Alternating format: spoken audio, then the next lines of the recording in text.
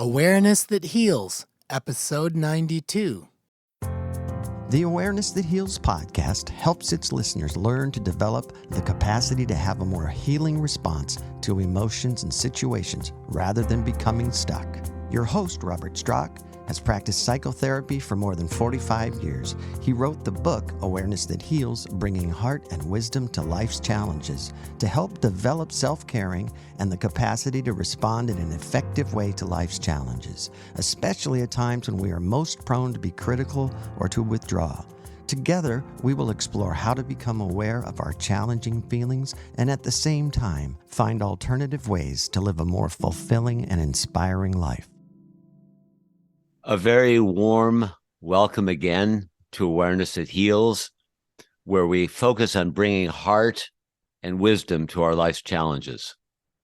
We start again and again with being aware of what is most difficult for us and recognize these difficulties are universal for all of us, whether we recognize them or not, and how we can care for ourselves at these crucial times. Today, we're going to do something very different, which is to listen to the guided meditation that gives us a warning that intellectual awareness, even if it is stable, isn't enough to make substantial change in moving toward our heart. We are still lacking an ingredient of finding and utilizing our caring for our thoughts and implementing them in our lives.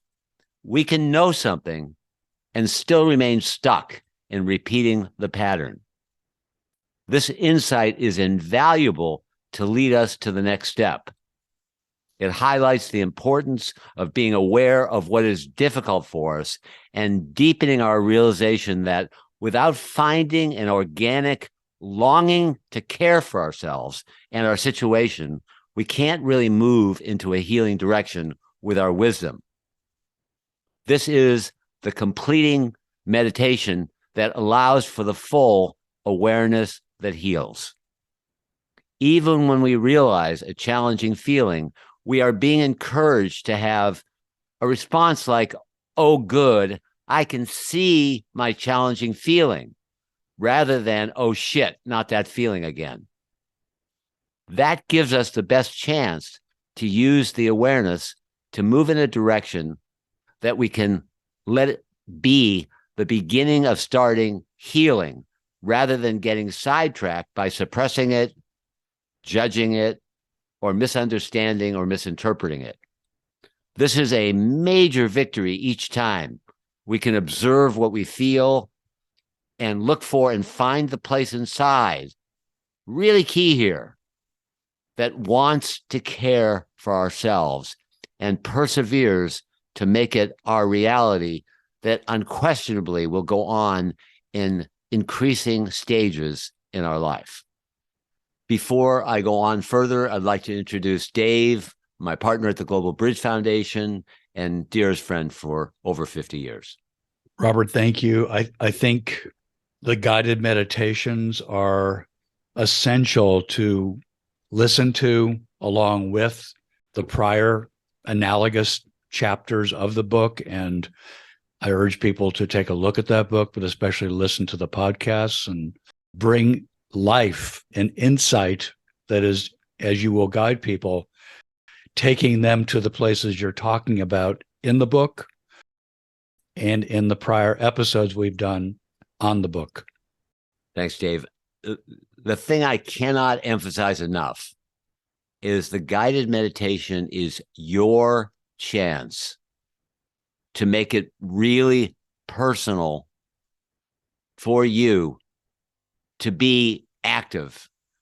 If you're just listening to my words and you're not getting involved, you're missing the point. The whole point of the guided meditation that we'll be doing in a few minutes is that you are the center of the universe and you're accessing your challenging emotion, your one that is most either in the recent past or in the present or anticipated future, the one that is most significant for you. And of course, through time, it'll change.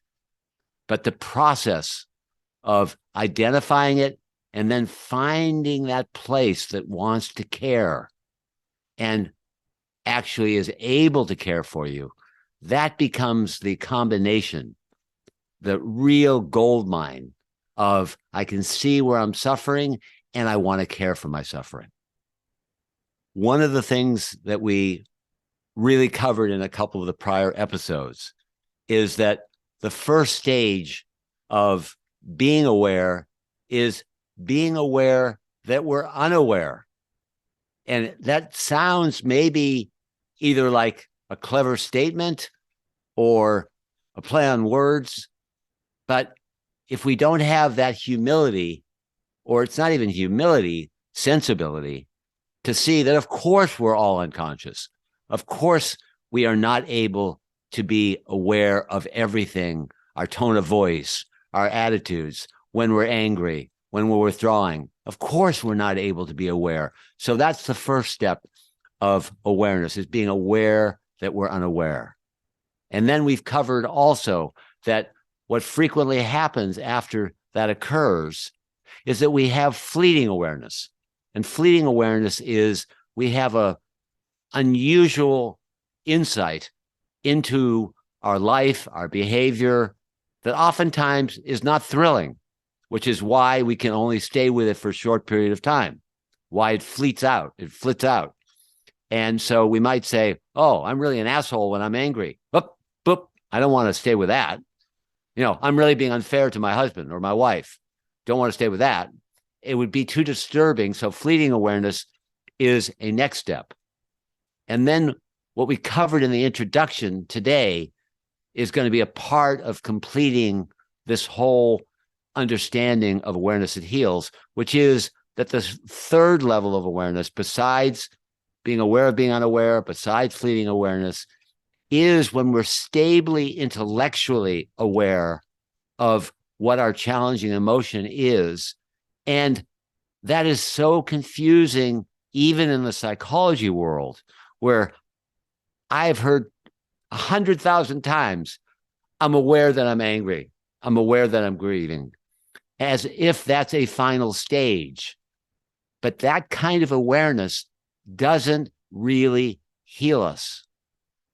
And it's so important. See if this is going in to your understanding. You can see where you are emotionally, but that seeing, if it doesn't have the ingredient of your heart opening to yourself, of caring for yourself, sometimes I refer to it as your own intention to heal. If you don't have that ingredient happening while you're in your challenging emotion, then the odds are very likely and virtually inevitable that if you're just aware of your anger or just aware of your grief, it's not going to bring the nutritious ingredient of your heart mixing in with that stable intellectual awareness. It is helpful to be able to track yourself emotionally, but only a bit. But when you bring your heart to yourself, where you know you want to care, that is gold. I often say intellectual awareness is very similar to that age-old expression of a little bit of knowledge is a dangerous thing. And that little bit of knowledge would be, oh, I'm aware of my anger. I'm aware of my fear. And then my response, as best I can, is, are you able to care for yourself while you're aware? Are you able to see the direction that would be healing while, for example, you're angry? Are you able to see the direction of healing while you're grieving? And when you bring your heart, and there is also bringing your wisdom to your challenging emotion, then you open the door to being able to fertilize whatever's there and really give birth to new possibilities of a quality of life. It is so often with my clients for almost 50 years, friends, and even family, that we've had hundreds of conversations about someone saying, I understand that. And that's another way of staying with being aware, but not necessarily bringing any heart or wisdom to that awareness. And so please, as you're listening to this, see how the tendency for, frankly, the more developed people is to say, I'm aware of something and think that awareness is a healing awareness. But it requires heart and wisdom being brought to that awareness. So that's almost invariably the beginning door with every relationship I have that's receptive to explore. For example, if you're grieving, I might ask, are you caring for yourself while you're grieving? Or if you're angry, are you looking for the way to be harmless or to have this work out well for you? People don't know whether to slap me or thank me. They're not sure whether I'm ridiculing them at first. But it's very clear and often disorienting to the person hearing that because they do think that third level of awareness that's just intellectual awareness is actually very helpful. As you say what you just said, I reflect on how many times I've heard somebody say, I get that. I understand that, as if they're aware, but really what I'm getting is a pushback. I don't want to talk about it. It really has to be translated. It's not close to, I'm aware of something. It's a defense. And it's not close to what you're describing of going to another level where you're caring about yourself and in the interaction and trying to get what's really going on with you. Exactly.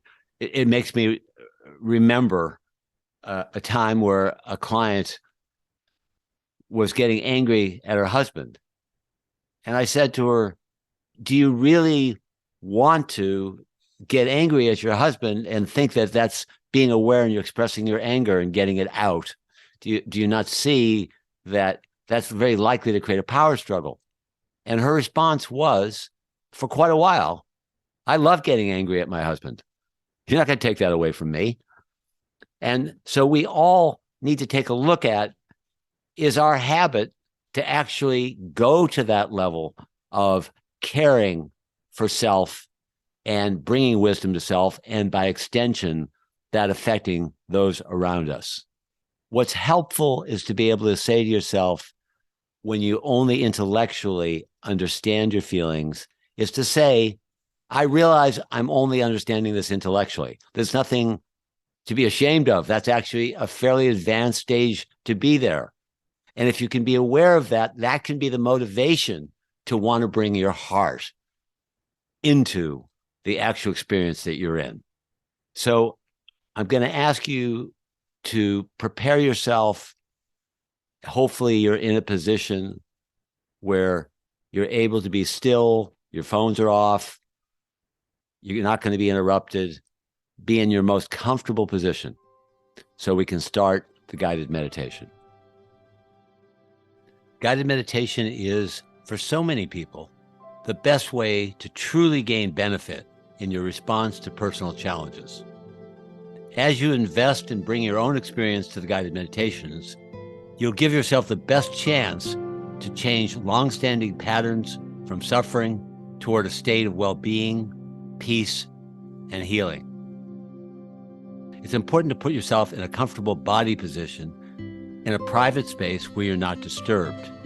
Turn off your phone and be ready to really be alert. And let yourself notice your rhythm of breathing. Just, am I breathing shallow? Am I breathing deeply? Am I enjoying breathing? Just let yourself start being focused by just looking at the rhythm of breathing. One of the keys is you can actually find a rhythm of breathing, which I'm suggesting you do right now, that's relaxed for you, that's comfortable.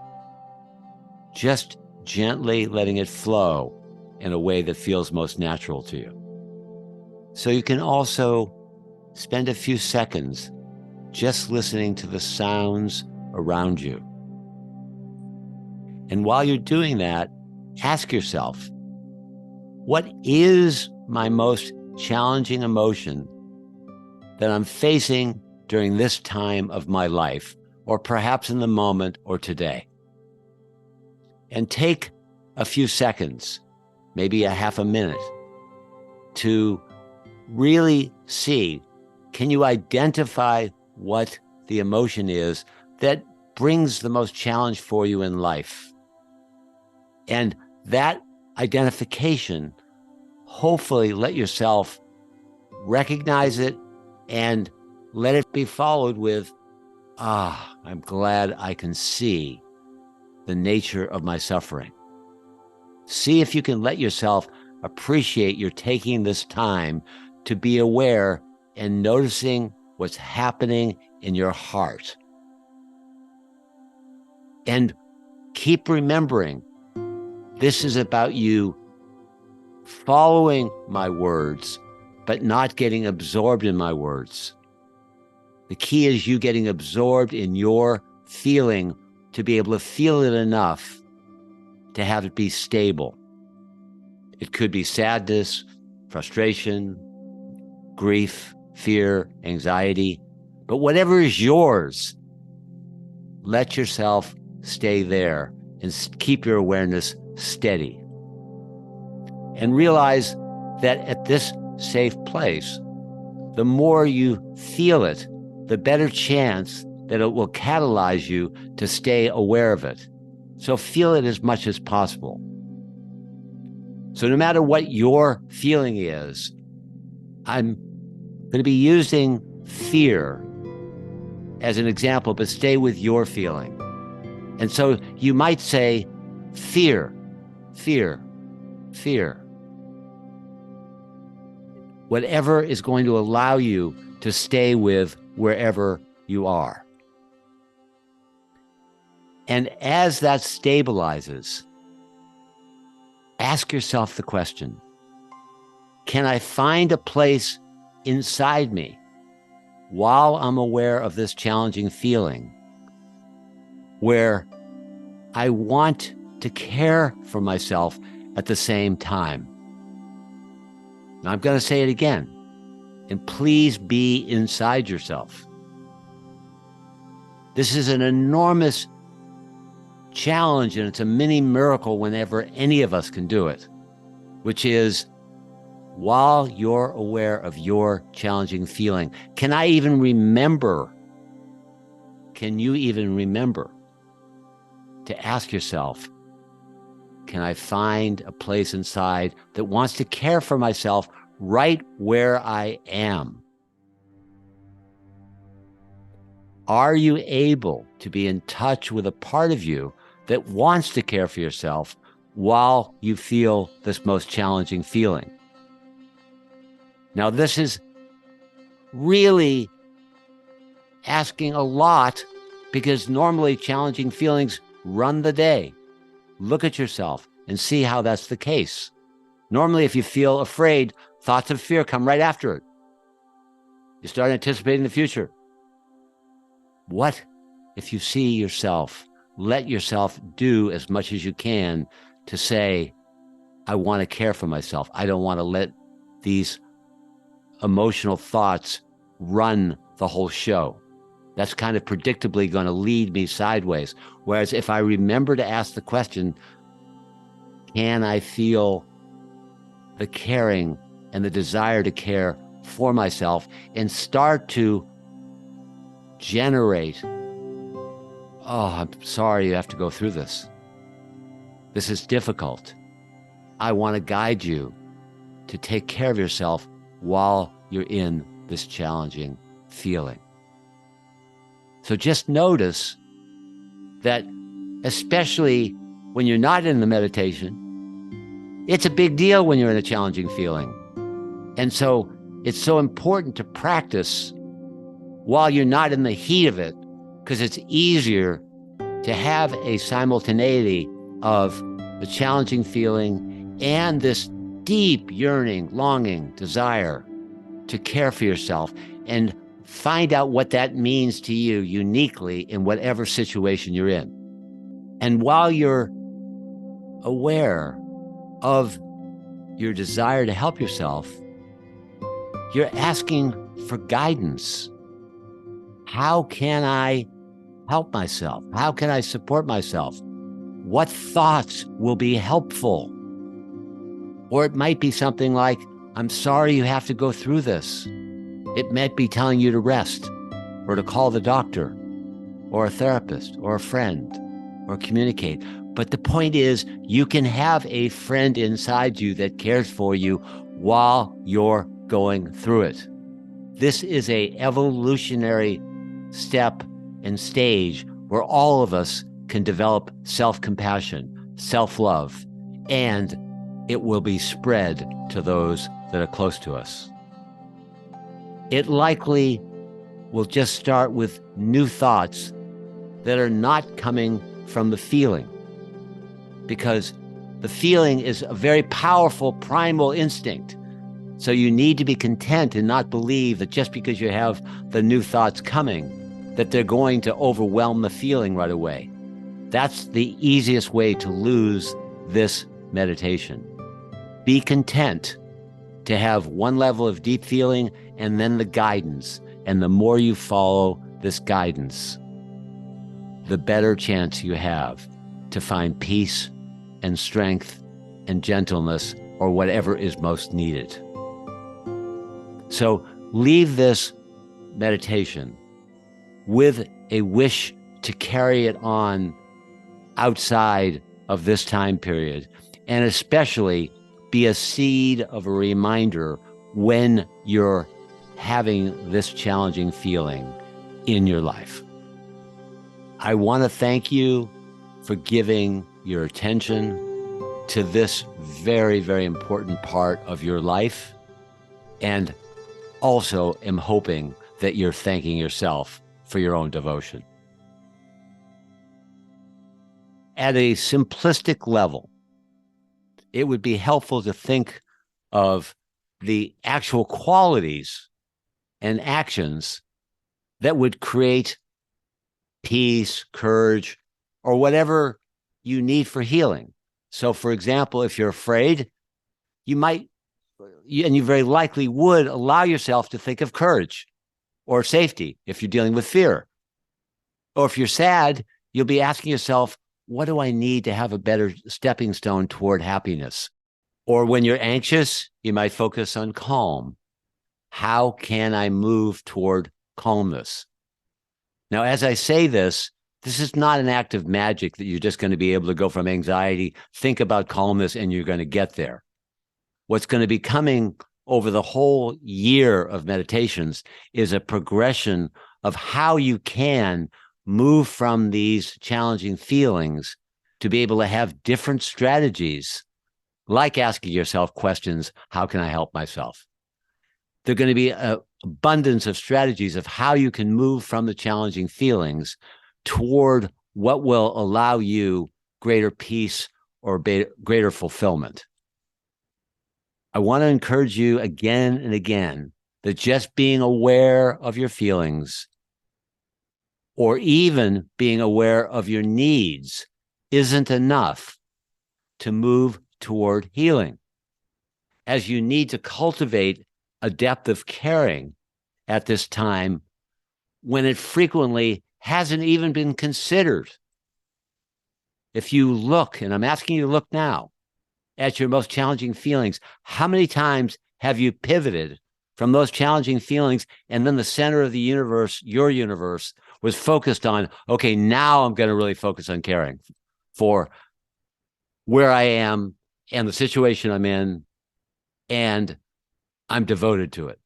And realize that you're really developing a new muscle, and that this is something that is not only for insight, but it requires weeks and months and years and decades to deepen the practice, to be able to really support yourself and bring your heart and wisdom to your challenges. Would it be fair to say that moving from feelings, as you said, it's not enough there, and it's not enough as a next step to be aware of needs, but it is a step along the way towards self-caring. Is that fair to say? It's not only fair to say, it's a crucial next step, that being aware of your feelings and then starting to identify your needs, which is exactly what the introspective guides are, which I encourage everyone to download at awareness-that-heals.org. Introspective guides is on the top line, and there's a free download that identifies 75 key challenging feelings and key essential needs and qualities that will help heal. That is a crucial starting point. It's just also important to realize that, okay, you might be a half the way there, but then it's generating more and more capacity to how do I actually support myself to move into my needs? How do I develop communication? How do I develop trust in myself? How do I get over feelings of inadequacy and not have that paralyze me? How do I not stay frozen? So it's an enormous step. And then there are many, many steps that are available for the rest of our lives. None of us are masters of this. This is something that doesn't have a mastery. It's helpful to think of this as like an arrow direction. I want to move more and more in a direction where I can identify my challenging feelings. I can see what needs would be helpful. And I'm going to have multiple strategies as to how I can think, what actions I need to take, what qualities I need to develop to support myself, to be able to coexist with these challenging feelings and to be able to help move toward healing. And it's also important other idea to realize the idea isn't to eliminate the challenging feeling. The idea is to be with it. That means to coexist with it, where you have a part of you that might be your wisdom suggesting something. You might access a quality of caring, but it doesn't mean that the challenging feelings have to go away. Challenging feelings aren't a problem. What's the problem is when we fully identify with them and they own us. What this is a process where we can accept the challenging feelings. And yes, through time and through caring and through awareness, that heals. We can and we will move in a direction toward inner harmony, peace, trust, courage, and a number of the other qualities that all of us would be most fulfilled when we experience. So again, I want to say it's guiding ourselves without having to change our feelings at all. The goal isn't to change our challenging feelings. That'll happen on its own. It's kind of like we have a plant there, and the plant, let's say, needs water. We don't have to do anything with the plant. We just need to water it. So we need to water it. We need to bring sunshine to it. And that's what the essential needs and qualities and actions and thoughts are.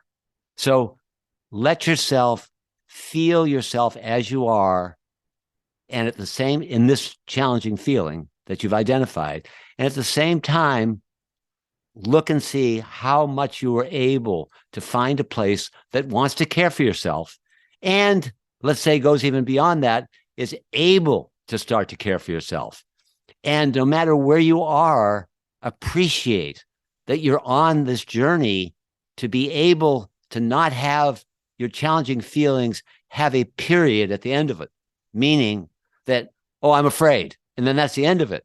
There's no caring, there's no water, there's no sunlight. That you want to be the sunlight and the water, and you also don't feel like you have to change the feeling. It will change on its own when you become a more nurturing, wise presence to coexist with it. This is the awareness that heals. And the more you can add the future supplements in the following meditations, and the more you can care for yourself with your heart and wisdom, it will also lead to you caring for the world and your intimate relationships as well. And I want to thank you again for your attention. This is such an important area for all of us. Thanks for listening to Awareness That Heals. Please click subscribe so you won't miss an episode. If you love the podcast, the best way to help spread the word is to rate and review the show. This helps other listeners like you find this podcast. We're deeply grateful you're here and that we have found each other. We encourage you to download our introspective guides at awareness-that-heals.org. They will be helpful to you while listening to our podcast.